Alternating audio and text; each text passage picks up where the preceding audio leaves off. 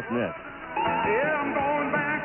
Slovensko dnes. Week, giving up to this Saturday, the 28th of December, 2024. This broadcast is transmitted to you on the international shortwave frequency of 4840 kHz, WWCR. Thank you all so much for tuning in tonight. I hope everyone out there listening in is feeling and doing all right, and I wish you good reception conditions. In tonight's program, a roundup of select current events. Following the news, listener-requested music. Please stay tuned. The news is next. Azerbaijan Airlines says the jet that crashed in Kazakhstan on Christmas Day experienced physical and technical external interference, according to an early investigation, as questions swirled about Russia's possible involvement in the disaster. At least 38 of the 67 people on board the plane were killed in the crash, Kazakh authorities confirmed, including 2 pilots and a flight attendant. People from Azerbaijan, Russia, Kazakhstan, and Kyrgyzstan were among those on board, according to preliminary flight data from Kazakhstan's Transport Ministry. One passenger told Reuters in an interview on Friday that he didn't think he would survive after he heard a loud bang and the plane started to behave unnaturally. It was obvious the plane had received some damage, passenger Sobunkul Rakimov said.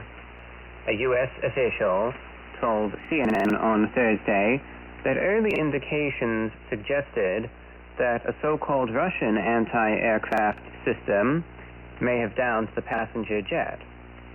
And Reuters also reported that the plane was downed by a Russian air defense system, citing multiple anonymous sources in Azerbaijan. Contrarily, Russia said on Friday that the passenger jet was diverted from its original destination in Grozny, Chechnya, because of a Ukrainian drone attack in the area, as well as fog. While flight J2-8243 was trying to land in the southern Russian Republic, Ukrainian combat drones were carrying out terrorist attacks in the cities of Grozny and Vladikavkaz, Dmitry Yadrov, head of Russia's Federal Air Transport Agency, said.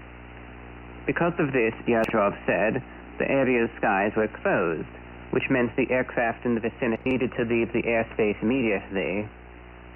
The plane attempted to land in Grozny twice, Yadrov said, but was unsuccessful. Alternate airports were offered, but the pilot decided to proceed to Aktau Airport across the Caspian Sea in Kazakhstan. Local officials then stated that the tragedy itself was caused by a bird strike, disabling the engines and causing the plane to crash subsequently. In a rebuttal on Friday, Ukraine's Foreign Minister Andriy Sybiha said that the Russian media has lied about the cause of the crash, forced the damaged jet to cross the sea in an attempt to conceal evidence of their crime. Andriy Kovalenko, the head of Ukraine's Center for Countering Disinformation, stated that the plane was shot down by a Russian air defense system.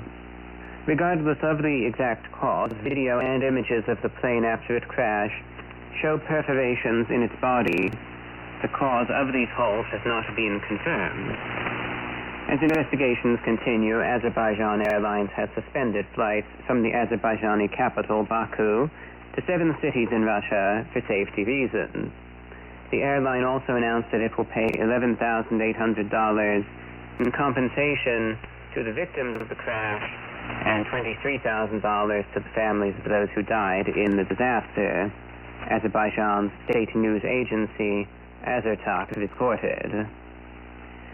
So this was a story that broke on Christmas Day, a very unfortunate one at that. Any sort of plane crash, especially that of a commercial airliner, is very sad to see. The jet in question, I believe, was an Embraer 190, which is a very reliable jet for the most part. It has a very good safety record. That's not to say that things couldn't go wrong in one instance or another, but generally speaking, the E-190 is a very highly regarded aircraft. Very few problems, excellent safety record. But as I said, it doesn't mean that just because it has a good history, it is therefore immune from tragedy, because clearly it isn't. The question that I'm wondering, will we ever actually know the precise cause of the crash, or is it going to be covered up in what essentially is a propaganda war? That remains to be seen. I don't really know what brought down this plane. I watched the videos of it. As the plane crashed, it was clear that it was essentially fluctuating in altitude very wildly. There was a very limited degree of control that the pilots did have over the plane, so it wasn't necessarily in free fall.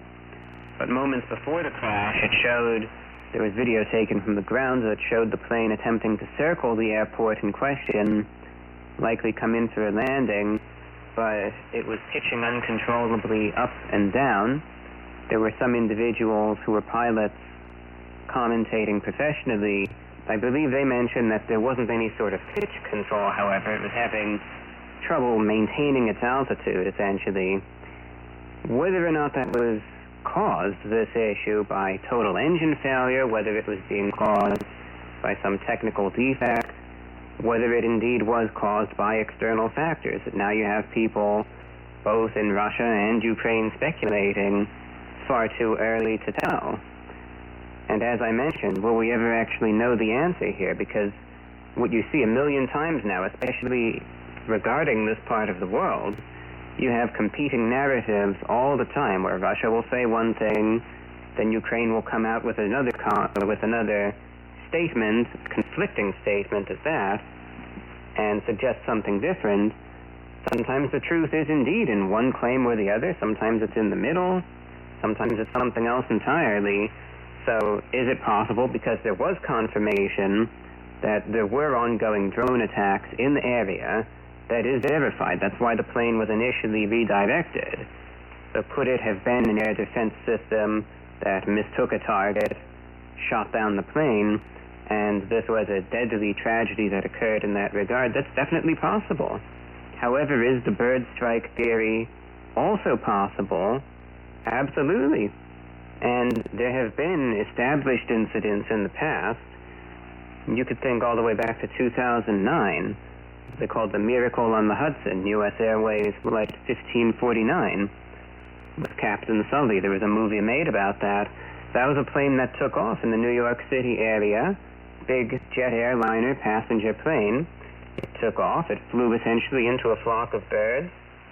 Those birds disabled the engines. The plane was going to crash land. It had no other choice but to crash in the Hudson River. And because of the skill of the pilot in that case, everyone survived.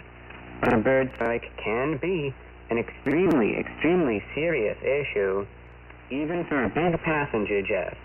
Because sometimes you can look at these planes, you can see the size, the power. You could think, how could some birds take that plane down? But it has happened, and a bird strike could still be responsible for this crash. But again, there are factors that are ongoing here that could suggest both of these things. There was fog, there was very little visibility, there were birds flying around. Obviously, it would have been unavoidable. At the same time, there were those ongoing drone attacks. Could it have been a case of mistaken identity? We don't know. Could be possible either way. And there have been, as far as the holes in the cabin and the fuselage of the plane are concerned, there have been alternate explanations for that too. You have some people that say, oh, that's shrapnel from the anti-missile defense systems, the anti-drone defense systems that caused it. Other people said, no, that's just from the engines exploding when birds flew into it. So will we ever know the truth? I remain highly doubtful, but it will be interesting to see if any sort of formal, impartial investigation is ever done on this crash, what results it actually yields. Because right now it could go either way, and I really wouldn't be surprised with either outcome. But most importantly, I think, regardless of the cause, the fact that There were dozens of deaths from this plane crash, an absolute tragedy in that regard. These sorts of accidents, they do occur, but they are so very rare, especially compared to the number of commercial airline flights that happen each and every day, especially on Christmas for that to happen. The dozens of lives lost there, truly a tragedy, and my heart goes out to all the victims. Next, an update on the situation in Syria. Syria's new Islamist-led authorities say supporters of ousted President Bashar al-Assad have killed 14 HTS troops in an ambush in the west of the country, and they say 10 other troops were wounded in fighting on Tuesday near the Mediterranean port of Tartus, a stronghold of Assad's minority Alawite Muslim sect. The clashes with pro-Assad loyalists are the first direct challenge to the authority of Syria's de facto leader, Ahmed al-Shara. Assad's presidency fell to Islamist forces led by al-Shara's Islamist Hayat Tahrir al-Sham faction just over 2 weeks ago. Since then, HTS militia forces have launched an operation in Tartus province on Thursday, according to news agency Sana, in a bid to restore security. In separate incidents, there have been substantial protests ongoing across the governorates of Latakia, Tartus, Homs, and Hama, and overnight curfews have been put into effect in these governorates. These protests against the new government in Syria broke out last week after a video went viral showing an Alawite shrine being set ablaze. They also come as hundreds of Syrians have been killed since the Assad government fell. Those killed have largely been Alawite. HTS officials have reported that the video in question of the shrine being set ablaze is an old video dating back to last month, and they claim that the goal of republishing such clips is to stir up strife among the Syrian people at this sensitive stage. The Alawite community is very fearful of revenge, with members of the community being blamed for killings in Syria under Assad, and again large numbers of extrajudicial murders of Alawites have been reported across Syria. In the governorates of Tartus and Latakia, local militias, SAA remnants, and Assad loyalists are refusing to hand over weapons, and locals in some towns suggest that they want to fight back. Although al-Shara has bolstered security in towns and cities in these provinces, if his forces do launch a military campaign against Assad and former government loyalists, they risk to further destabilize an already fragile country.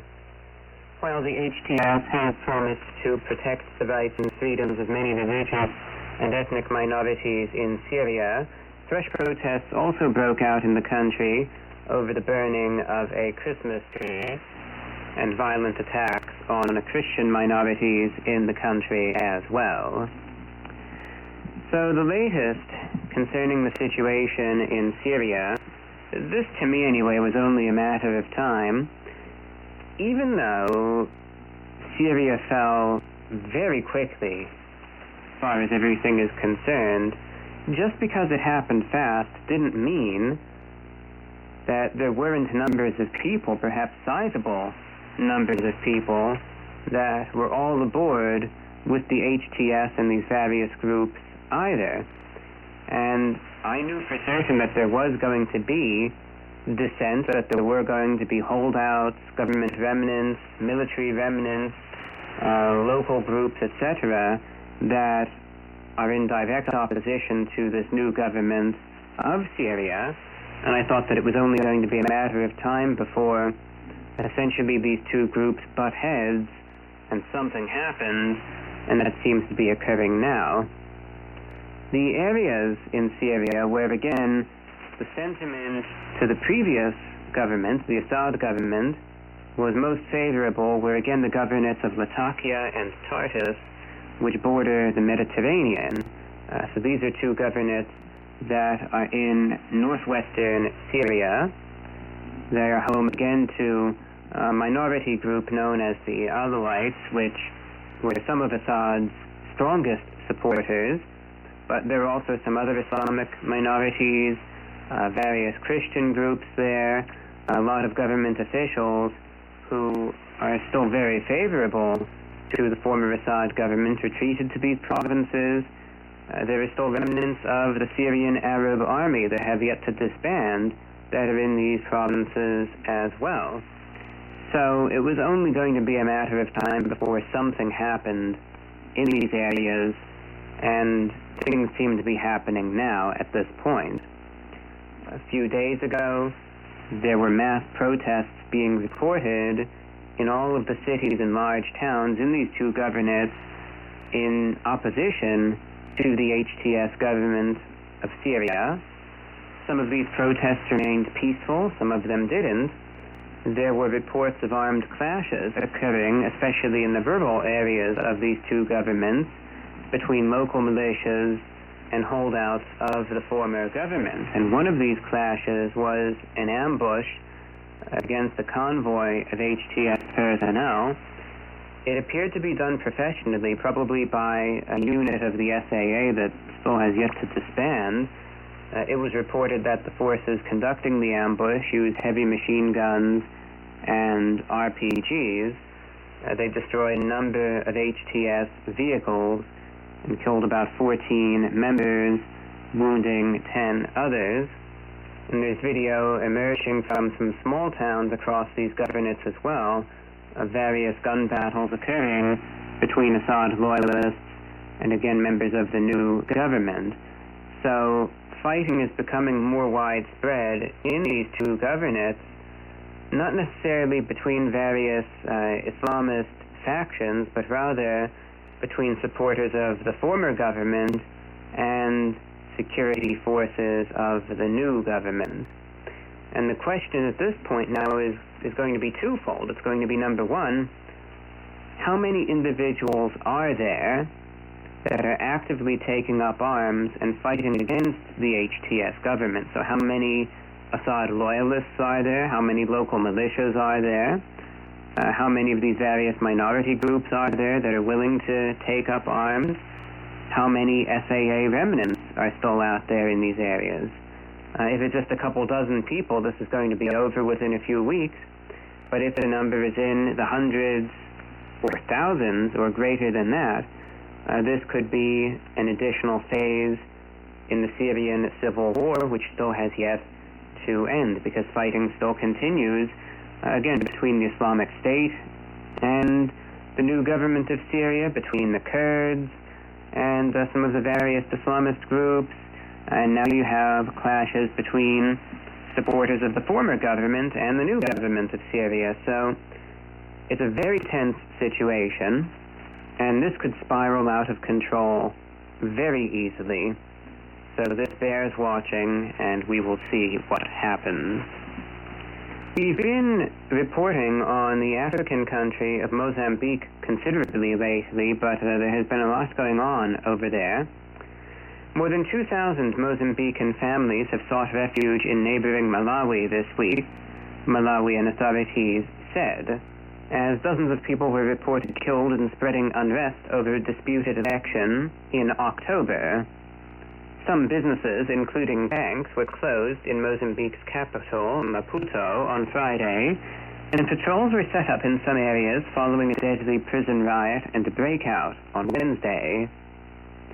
Mozambique has been gripped by violent protests for 2 months since the Electoral Commission said the ruling Frelimo party had retained power and its candidate won the presidency in the election. Frelimo denies opposition accusations of electoral fraud. A decision by Mozambique's Constitutional Council to validate the results on Monday triggered more demonstrations. Monitoring group Plataforma Decide put the death toll at 125 since the court's decision and 252 since late October. Senior Malawian officials said as of Wednesday, 2,200 Mozambican households fleeing the violence crossed into Malawi's Nasanj district, which borders Mozambique. The situation remains dire as these officials urgently require humanitarian assistance. The district commissioner in Malawi, Dominique Wandira, said in a letter, Mozambique's main opposition leader, Venancio Mondlane, who the Constitutional Council said had come second in the presidential election and who rejects the results, has called for more protests from his supporters, but urged them to remain peaceful. The unrest has affected foreign firms operating in Mozambique, including mining companies, Gemfields Group. Operations at Gemfields' biggest ruby mine in Mozambique were temporarily halted after violent incidents near the mine. More than 200 people had attempted to gain access to a residential site for mine employees and set fire to structures.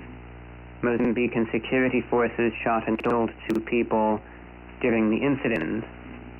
And a prison riot in Maputo on Christmas Day left 33 people dead and saw more than 1,500 prisoners escape. Frelimo has ruled Mozambique since the end of the war against Portuguese rule in 1975. Western officials have said this year's election was not free and fair. This comes after that considerable cyclone impact to Mozambique as well, so the turmoil there continues, bloodshed continues, and the fact that now you have this mass prison break that also occurred. I'm sure there are some people that are locked up in there that maybe don't deserve to be in there, but I'm sure there are plenty that do. There is an issue of Islamic extremism across Mozambique as well. The Islamic State group is actually quite active in Mozambique, so there were some people locked up in that prison that should never have gotten out that are now running free. So very likely this is just going to cause more problems and make the volatile situation even worse. And finally, this is one of those stories that sort of makes you do a bit of a double take in disgust, quite frankly. At least it does for me.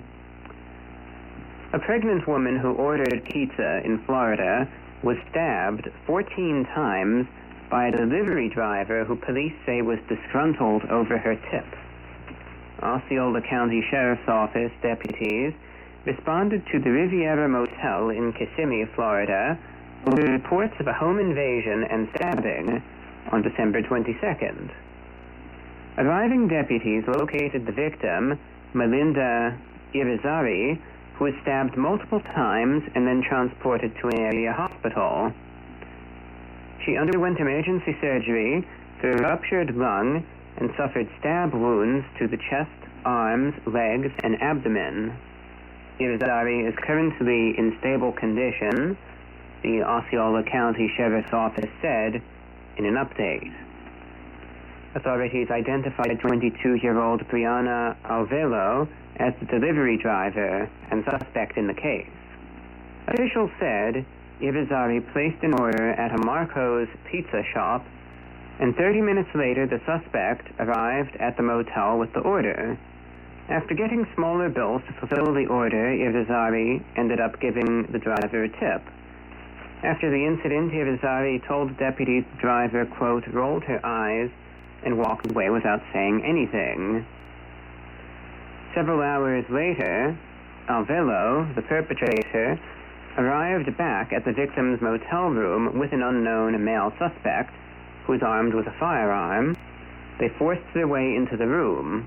Alvelo, who deputies say was armed with a knife, attacked the victim and stabbed her 14 times, and several items were also stolen from the motel room in the invasion. Alvelo was arrested on home invasion with a firearm, attempted murder, kidnapping, and aggravated assault violations. Officials say the unknown male suspect is still at large. Like I said, this is one of those stories that I look at with just total disgust. Now, I understand that some people can be filled with a degree of discontentment in regards to a tip that they perceive as being small, but to show up later and terrorize and almost murder this pregnant woman, stab her 14 times. And then you had another perpetrator that came in armed with a firearm. So they almost killed her. They burglarized the motel room as well, and then fled, all over a tip for a pizza delivery. It leaves me shaking my head with disgust. I hope these two are put to justice in the harshest means possible. The state of Florida has good self-defense laws known as the Stand Your Ground laws, and I wish that this could have been a story where those laws were successfully put to good use and that the victim here would be unharmed, but unfortunately the situation transpired as it did. I'm very thankful that the miserable degenerate that did this was at least captured and arrested, and hopefully the accomplice will be soon as well. All over a pizza delivery tip. I can't even begin to imagine the level of evil and the level of sheer stupidity to act in such a manner. Absurd, in my opinion. That's the latest news from VORW Radio International. Understandably, given that this last week has been really in the peak of the holiday season, it certainly makes sense that a lot of listeners out there were busy with other things. So the previous broadcast of mine that went out on Monday morning, Sunday evening, really didn't get much, if any, feedback. And as a result, there really wasn't any music requests to receive or play. Therefore, in tonight's broadcast, in lieu of playing listener requests, because again there really aren't many, I will be playing music from my own repertoire for the remainder of the hour. Nevertheless, the broadcast that I do after this, I hope to do a normal program filled with listener music requests. So if you would like to get a head start on that, music requests would be greatly appreciated. Likewise, as I mentioned in the last week, the broadcast didn't get a tremendous amount of feedback, which is understandable since, again, everyone's pretty much busy with other things. But I still need to know that someone out there is listening in. And I reiterate this in every program because it's true and very important. As a broadcaster at the microphone right now, I have no idea that anyone out there is tuned in. I have no clue whatsoever, no listener statistics, no metrics, no analytics. You as a listener are completely 100% anonymous. When I say it, I mean it. I have no idea that you are out there listening in right now, and I never will. As a matter of fact, the only way I know that anyone out there is even tuned into this broadcast, that this program is even worth anything, that it's reaching anyone and doing anything, is through one means and one means alone, and that is if you write in, say hello, and let me know that you are listening in. Direct correspondence is all I have, and as I mentioned, you are under no obligation to write in or correspond. If you prefer to remain anonymous, you can do just that. However, I do put in a lot of time, a lot of effort, and a lot of resources into doing this program for you all twice a week, every week, and I need to know that it is at least for something. So if you are tuned in, at least consider it. Send in an email if you are listening in. It could be even a very short email. Just say, hello, I'm tuned in, I'm listening. That's all you have to do. Then I know someone's listening. If you'd like, however, you could send in a reception report. You could let me know how the reception is on your end. Maybe let me know how the signal is, what frequency you're tuned in on. If you would like, perhaps let me know whereabouts in the country or in the world you are tuned into the broadcast from. And likewise, if you would like to get a head start on music requests for the next program, understand I am very lenient when it comes down to the music played in this program. Any title, any artist, any genre, any era. Pick a song, any song, I will note it down, add it to the queue, and try to the best of my ability to get it played for you. And here is the way to correspond and reach out if you would like. Perhaps do it while the next song is playing. The choice is yours. Send in an email to the following email address: VORWINFO@gmail.com. That's VORWINFO@gmail.com. One last time, that's VORWINFO@gmail.com. Now sit back, relax, and dear listeners, I hope this playlist makes for an enjoyable listen. Starting things off with a selection from The Cure, it's In Between Days.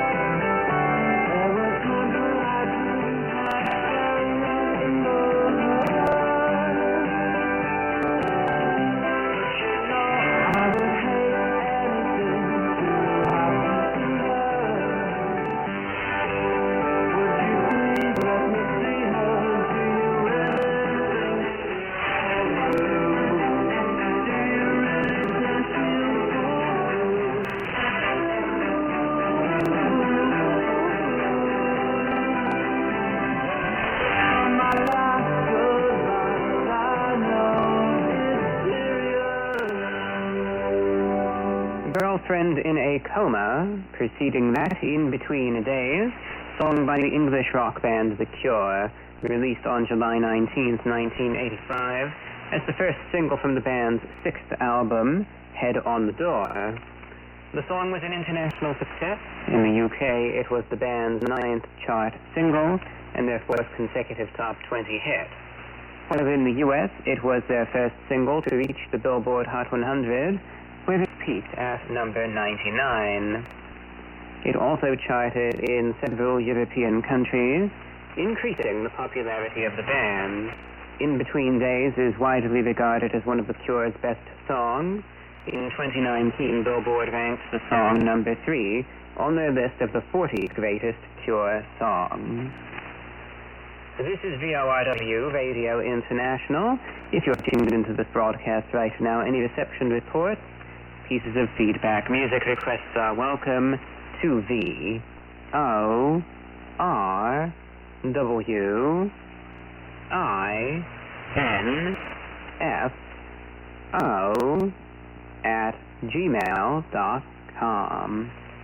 A 1986 cover of a song originally popularized by Elvis Presley, It's Suspicious Minds by Fine Young Cannibal.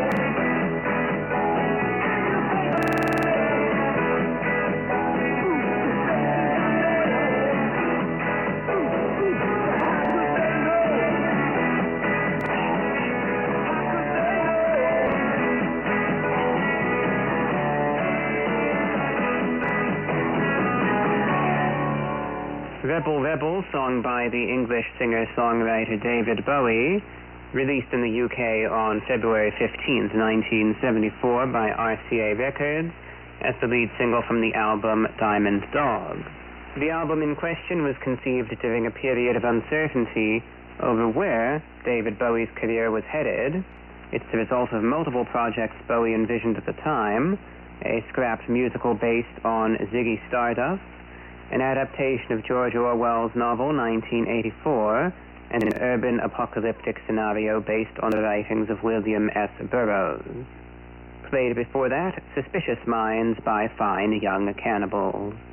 If you are getting a signal once more, you can send in a reception report or a music request to VORWINFO@gmail.com. The music continues.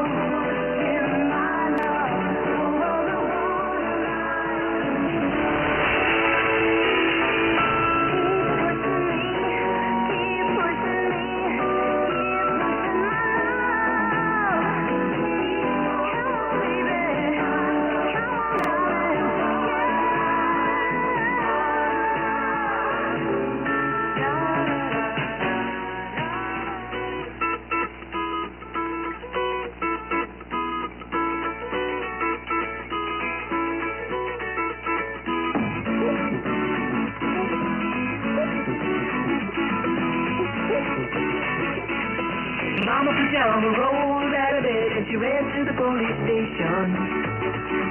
When the papa found out, he began to shout and started the investigation. It's against the law.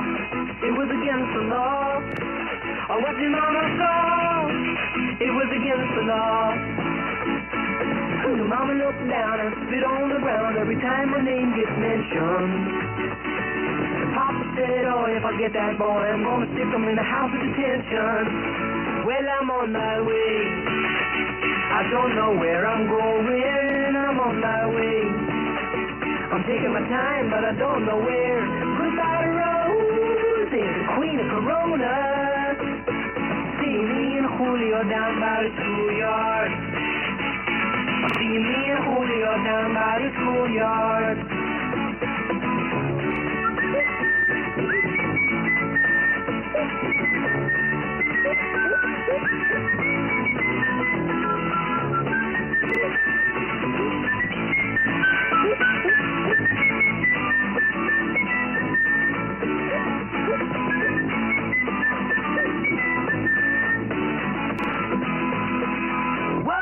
A couple of days they're gonna take me away, but the press let the story leak.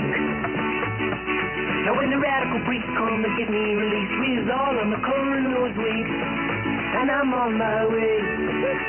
I don't know where I'm going. I'm on my way. I'm taking my time, but I don't know where.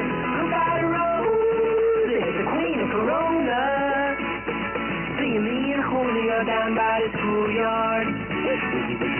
See me and Julio down by the schoolyard. See me and Julio down by the schoolyard.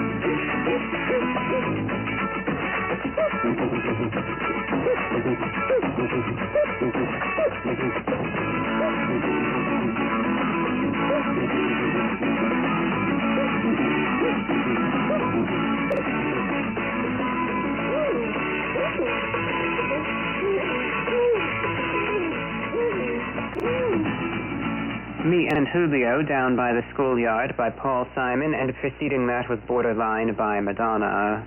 Dear listeners, if you enjoyed this broadcast and would like to hear more of it, the next time you can catch this transmission will be Monday morning.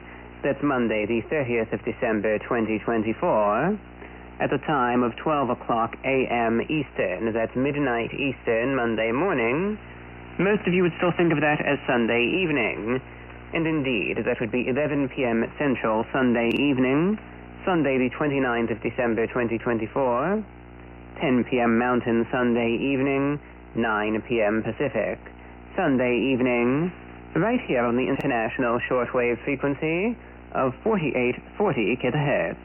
If you'd like a broadcast schedule in writing, if you'd like to submit a reception report, if you have any feedback for the program, or would like to send in a music request for the next show, you can send in an email to VORWINFO@gmail.com. And that's all for tonight. Until next time, be safe, be healthy, and I wish you all the very best. Take care. This is VORW.